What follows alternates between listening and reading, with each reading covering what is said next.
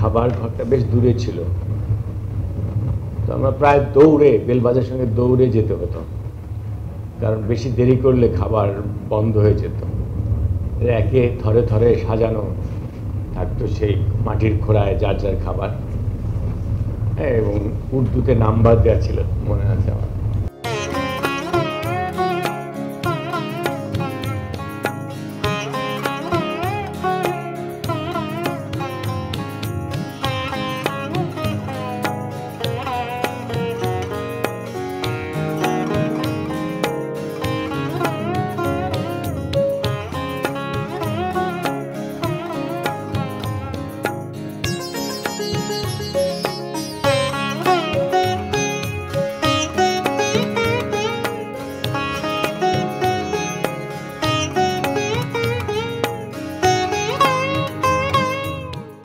মিশুক ভাই তারেক ভাই সম্পর্কে একসাথেই যদি বলি, যে আমরা বলি অনেক সময় যে মানিক জোড়, সেটাও আমরা দেখেছি অনেক সময়, ব্যক্তি পর্যায়েও দেখেছি।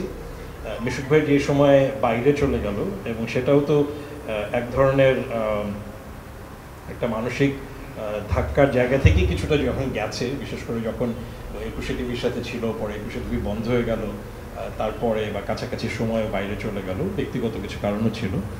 তো ক্যানাডায় যখন ও সেটেল করলো, ক্যানাডায়ও তো একটা স্ট্রাগল ওর গেছে কাজের ক্ষেত্রে, এবং সেখানে ফিল্ম মেকিংয়ের কাজ বা ক্যামেরার কাজটাই সে করতে চেয়েছে।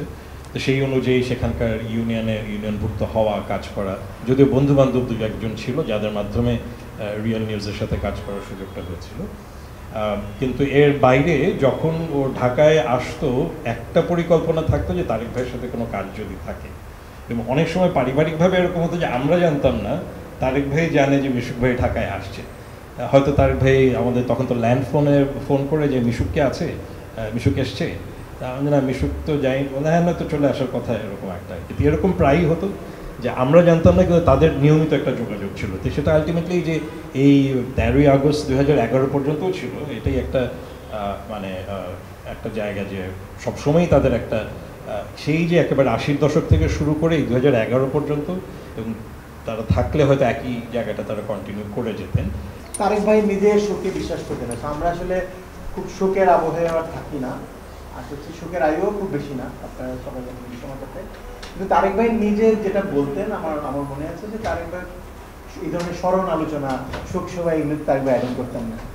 তারেক ভাই নিজে একটা স্মরণ সভার আয়োজন করেছিলেন, সেটা হচ্ছে সুলতান যেদিন মারা গেছেন। তারেক ভাই নিউ ইয়র্কে ছিলেন 1994-এর 10 অক্টোবর।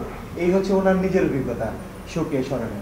তো আমরা আসলে তারেক ভাইকে আমরা যতটুকু জানতাম, যতটুকু বুঝতাম, আমরা শোক তো অবশ্যই আছে, তাদেরকে হারানোর কষ্টটা আছেই, বাট এরপরে আমরা আসলে বছরে 2 দিন আমরা উদযাপন করবারই চেষ্টা করি। এই 13 তারিখটা আমরা আসলে শোক দিবস এটা না করে আমরা যেটা করছি সেটা হচ্ছে সড়ক দুর্ঘটনার সচেতনতা তৈরি। মুক্তির গান দেখার পরে আমরা তখন যারা অডিয়েন্স ছিলাম, তারা আসলে মানে এত বেশি মানে এটার সঙ্গে ইনভলভ হয়ে যায় যে আমরা আসলে এটা প্রদর্শনীর সঙ্গে জড়িয়ে যাই।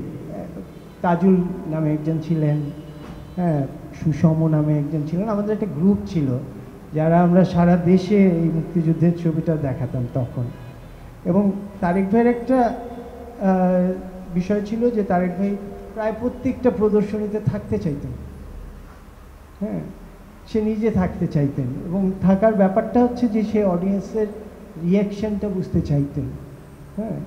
তো তার মধ্যে দিয়েই দেখা গেল যে, এবং সে যেটা চাইতেন যে ছবি শেষে সে বলতো যে আমি চাই যে ছবির ভালো মন্দ না, আপনারা আসলে ছবির বিষয়টা নিয়ে যদি একটু কথা বলেন। তো বিশেষ করে গ্রামের শোতে আমরা দেখতাম যে অনেক মানুষ এসে তাদের এক্সপেরিয়েন্সগুলো বলছে, হ্যাঁ, এবং সেই এক্সপেরিয়েন্সগুলো, আর একটা জিনিস এখানে বলা যায় যে তারেক ভাই আসলে মুক্তির গান নিয়ে তার একটু আফসোস হচ্ছিল যে আচ্ছা শেষ পর্যন্ত একটা গানের দল, তার মানে মিডল ক্লাসের প্রতিনিধিত্বটাই চলে আসলো, হ্যাঁ। তো আসলে তো দেশের সাধারণ মানুষ যুদ্ধ করছে, কৃষকরা যুদ্ধ করছে, যেটা আমরা এখানে দেখতে পাই।